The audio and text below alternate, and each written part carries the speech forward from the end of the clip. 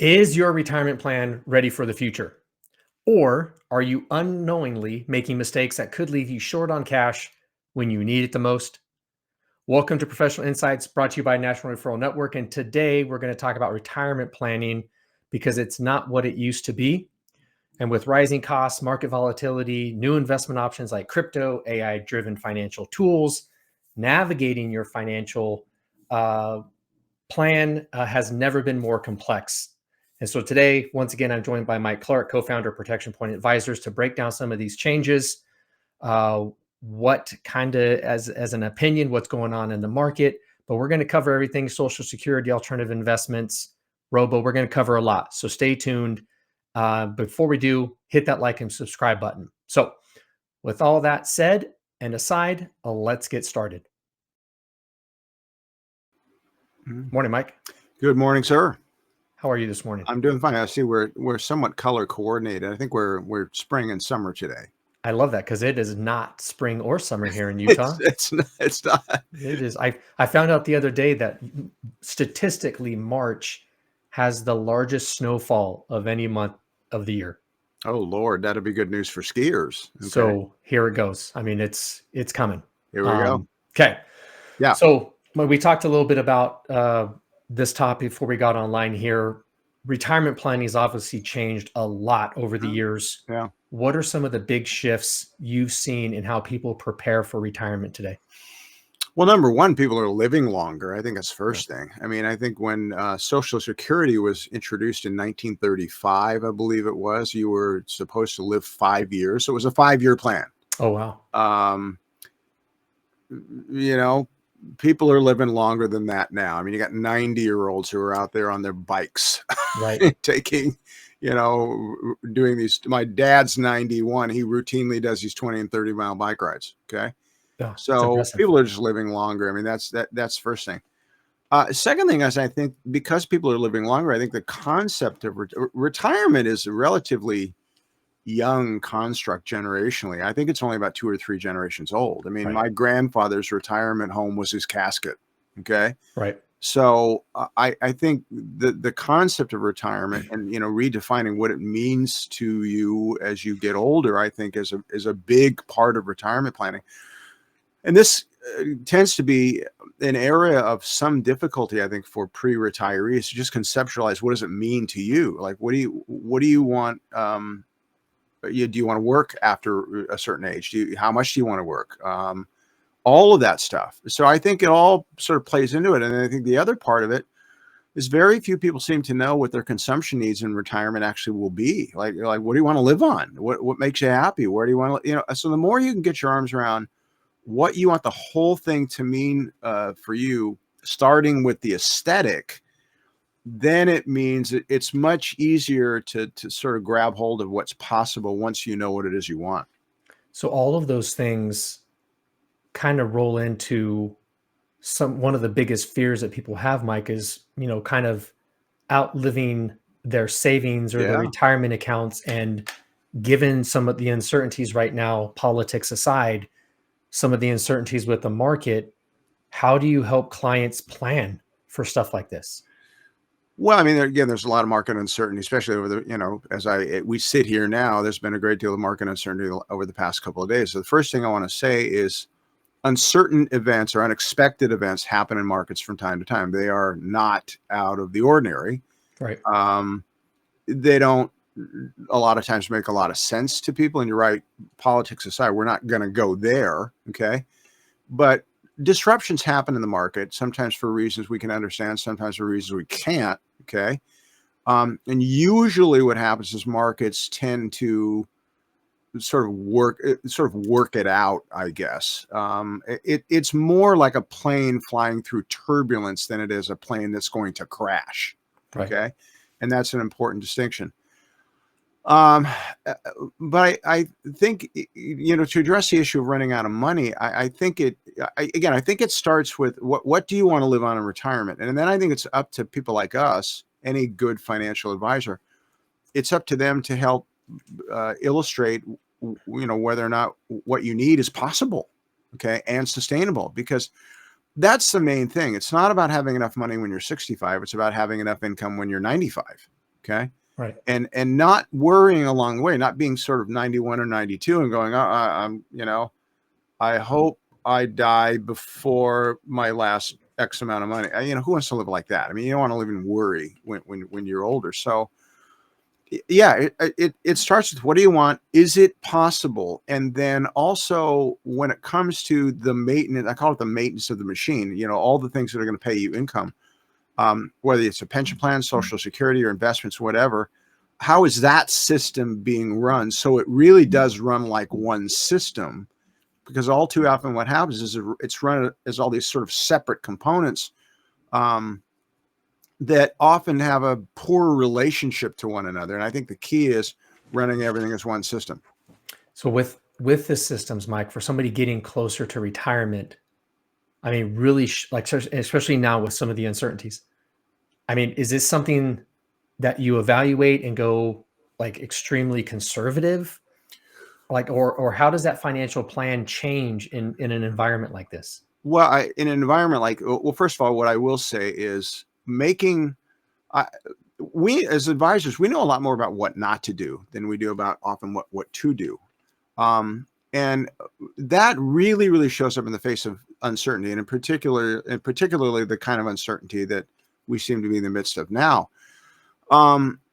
What we absolutely know is making wholesale changes because one is fearful of what lay ahead. Those decisions work against you overwhelmingly. 90% of the time or better, it's going to go against you. So you're in a sense kind of volunteering for what you're trying to avoid. Okay. So to analogize it a little bit ridiculously, it's a little bit like being on an airliner, and it's, the plane experiences turbulence. You call the flight attendant over and say, excuse me, I don't like this. Give me a parachute. Okay. Gotcha. It makes about that much sense. Okay. We absolutely learned this during COVID, but we learned it during the financial crisis. I mean, everybody was scared during the financial crisis. Turns out for good reason. Yeah. But even so, those that maintained their investment mixture and their discipline over that time, yeah, it was not fun for sure, but you came through it and you were better off for it. Investors were rewarded for their discipline. That is the overarching theme over and over and over again. It's the theme. It was the theme then. It's the theme now. Okay. But for somebody older, Mike, and this is this is one of the things that we talk about quite often. Somebody older doesn't have that time for recovery. So what should they be looking for? Well, first of all, somebody old, when you allocate portfolios, it really should be based primarily on how much time is left and what you need to do with the money, because there's two phases. There's the accumulation phase. Well, let's just call it three. There's the accumulation phase. There's what we call the red zone phase, where you get within 5 or so years of actually drawing the money. Okay. Then there's the drawdown phase. Okay. Mm-hmm. And in each phase, your portfolio needs to be oriented a little differently. Think of it like, again, to use the airliner analogy, airliners have to change their orientation, or airplanes have to change their orientation as they start approaching landing. I mean, the aircraft has to stabilize. It's a different affair. So you have to do that with the portfolio, which means in most cases, you kind of start de-risking it maybe when you're 5 years away from drawing from it. Maybe not a lot. You start de-risking it some, okay? When you're in the drawdown phase, you have to de-risk it even further, because portfolios that are in the drawdown phase can't afford this extreme volatility that can occur when you're in the accumulation phase, and it is perfectly, appropriate in the accumulation phase. So, in other words, all of this, if you're doing it optimally, and if your advisor's doing their job, all of this should have been accounted for before whatever disruption occurred. Gotcha. Okay. Now, you mentioned Social Security, Mike. It's been around for a long time, and it's always been a hot topic with every administration, whether or not this thing's going to be here or not. And so what are your thoughts on Social Security? How should somebody take the distribution? Should they wait? Should they take it when they first can? What are your thoughts on that? Well, I don't know that I could give a blanket answer on that, because it depends upon where your other income is going to come from. For example, I did an illustration for a client yesterday, and it illustrated them taking Social Security at 62, meaning the financial planning platform did that. But it also took into account a pension plan, other investments, other forms of income that would show up during retirement. So, and I very seldom see that in an illustration. Most of the time you see Social Security being taken later on, when we formulate these plans and these illustrations. So it really depends on what works best. It ultimately depends on what works best for you regarding the sustainability of income, which is the idea that the amount of income you need remains intact for and in many cases 30 years plus. Okay, people are living 30 years into their retirement. Fully 1/3 of their lives now is spent in retirement. Okay. Okay. So it really is, how do the other parts integrate? So I don't know, I could say, take it here, take it here, take it here. You got to cross that bridge when you come to it. Mathematically, Mike, do you see, I mean, because there's a lot of people on social media talking about, hey, waiting because you'll get more. But mathematically, do you see that is the case, or is it not worth the wait? I mean, is it that big? Is it a significant difference to wait? Look, it's a tough question to answer because everybody's different. Okay. Everybody's needs are different. Okay. Yeah, you could say, well, if I take it later, I get a bigger benefit, and that much is true. You do. But that's not me saying you should take it later. Right. What I am saying is, what does your financial plan tell you optimizes everything? Interesting. Okay. And I think that's the key part, is that, like, you've made some analogies on flights and planes, and every flight has a flight plan. Right. Like, they don't leave the ground without knowing exactly where they're going. Yeah. Altitude, speed, wind. I mean, they know everything. Another good analogy. I'm going to use that. Yeah, I love it. Sweet. So kind of shifting over to, kind of emerging trends and some retirement strategies, not necessarily strategies and recommendations, but there's, with some uncertainties, a lot of people have shifted to alternative investments, crypto, real estate via REITs, and some private equity within their retirement. Are you seeing more people exploring those options? Sure. And they should. Look, the idea of diversification is to, not have all your eggs in one basket, but also have your eggs in different kinds of baskets. Okay. It's a little bit like saying, walking into the grocery store and the price of coffee doesn't influence the price of soap, because what you're trying to do is, in having your investments in different areas, you want to sort of disconnect the relationships, or if one thing goes bad, it doesn't affect the other thing. Okay. And alternatives really does provide that. And alternatives have really been this fourth asset class, stocks, bonds, and cash being the first three. Alternatives have become this fourth asset class, I want to say, for the last, 20, 25 years almost. Okay. I mean, they've been around longer than that, but they've in popular portfolio construction, I mean. So yeah, I mean, but many alternatives have restrictions on them. Many alternatives, like say cryptocurrency, really volatile spaces. Right. So the key with some of these components is, if you want to own them, fine, just don't buy too much. Okay. The best definition of evaluating risk that I've ever heard, because it really is about risk evaluation ultimately. The best definition of how to evaluate risk came from somebody I knew was really wealthy. And they said, we don't look at opportunities from the standpoint of gain. We look at them from the standpoint of loss. And if the amount of potential loss were it to be experienced in total, if it does irreparable damage to the result we're trying to create, we don't take the risk because it's too much risk. Okay. Well, I think that's the difference, Mike, between retail investors and professional investors, is that they don't invest. Professional investors do not invest for rates of return. They don't chase rates of return. No. They manage the risk. No, they manage the risk. And I mean, for example, if you think of what pension funds do, and think of what pension funds are, what responsibility they are charged with. They have to pay pension benefits for, I don't know, 100 years. How long has the General Motors pension plan been paying out to, I mean, it might be that long. So they have to really take a very, very long view. So yes, they are risk managers primarily, and so are insurance companies, by the way. And these, again, these are some of the best run financial entities you'll ever find, because they have to be. Right. Berkshire Hathaway, for example, for those that, Warren Buffett, again, maybe the most famous investor of maybe ever, I don't know. they very much take this view. He did not buy Microsoft when it IPO'd in 1985 because he didn't understand the business. How much richer would he be if he had done that? He Right. doesn't regret it at all. It's just like, I didn't understand that business, and I don't do anything I don't understand. So there's a lesson there, okay, which is it really is about risk management as a first priority, but it's easy to get seduced by the hot thing, and it happens to people all the time. And the hot thing, one of them is AI, robo-advisors, Yeah. obviously becoming a hot topic in financial planning. Do you see a future where AI really takes over the management side of it or financial planning?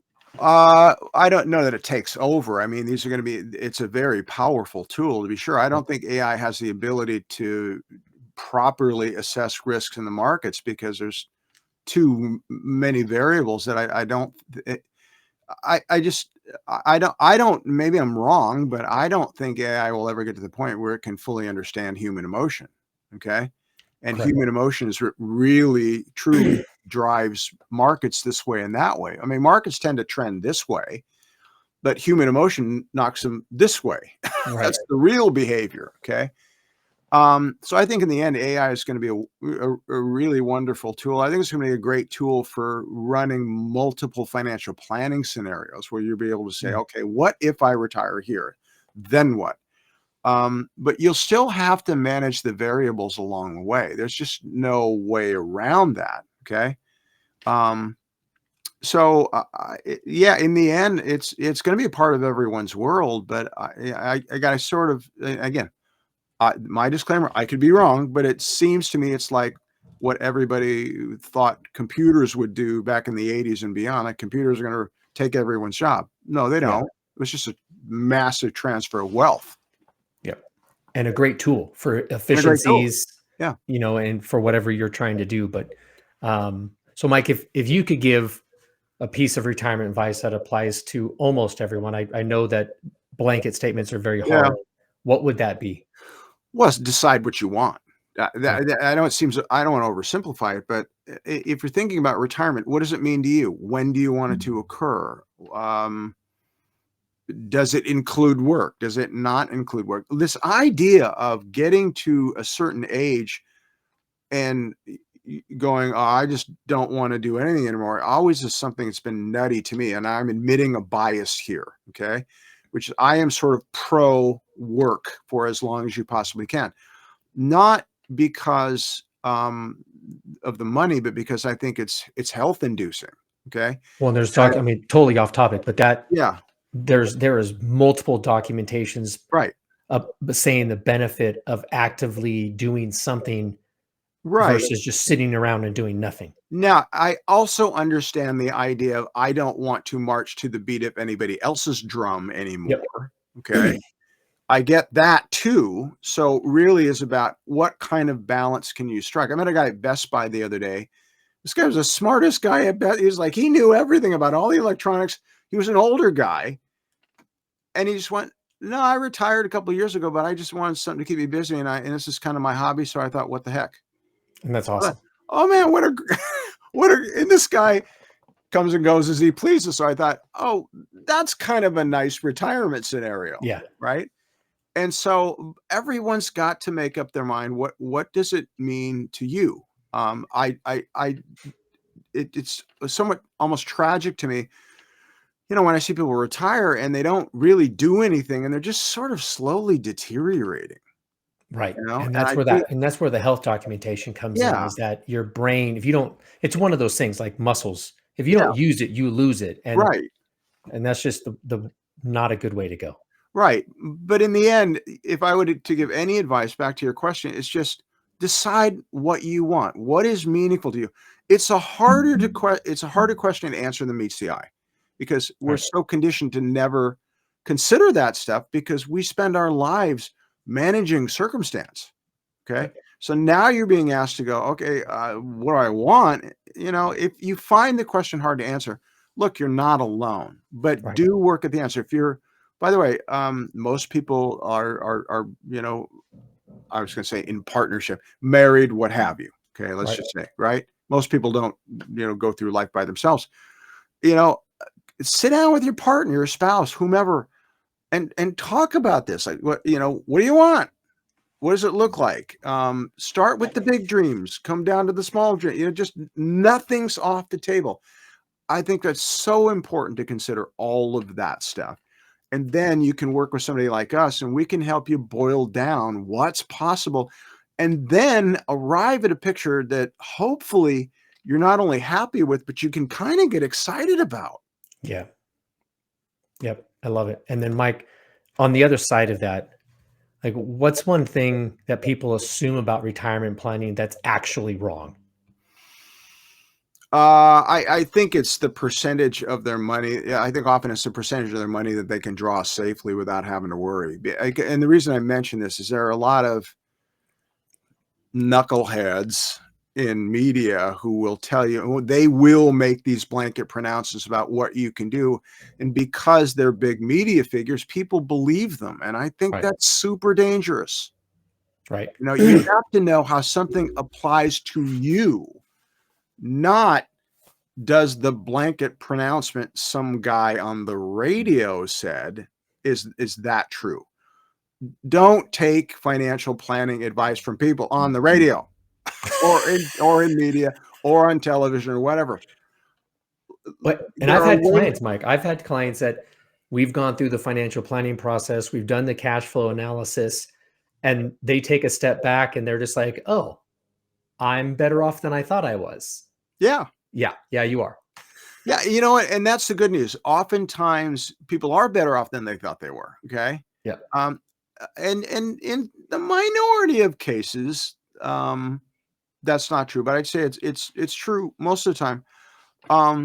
Also, and I don't know what the psychology here is, but it's always the people who have more money than they'll ever spend who think someday they will be living under the freeway eating dog food. I don't know why that is, but it seems to be a pervasive psychology out there. So, to your point, a lot of times the news is better than you think it's going to be. Yep. And if you get out ahead of it, even better. Right. Which takes sitting down, putting a plan together, working with a licensed qualified professional to do that plan and understand it. Right. Yeah. You have to understand what your plan is. Yeah, that's the key thing. If you're working with an advisor, don't just take their word for it. Yeah. Have them walk you through it. And you have to understand why a financial plan works, the assumptions that it uses, how it arrives at its conclusions, and how it's going to be maintained going forward. It's a living, breathing system. You have to come back to it at least once a year. Right. You have to understand it, because one of the things it will do is it'll set up limits. It'll set up consumption limits. Like, our line of consumption is here, so we don't want to cross it all that often, because to the extent we do that is the extent to which we weaken how sustainable the financial plan is. Right. And so it's like health. If you eat well and you exercise and you sleep well, you probably live longer because you will be healthier.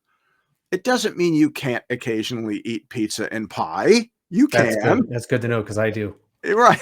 It just means you probably don't want to do it 4 or 5 days a week. Right. Well, Mike, I appreciate it. I want to be cognizant of your time. I know you've got things to do, but thank you so much. For viewers, like and subscribe, leave your questions. All the contact information will be below in the description. As always, Mike, I appreciate the time and look forward to the next conversation. Thank you, sir. Thanks, everyone.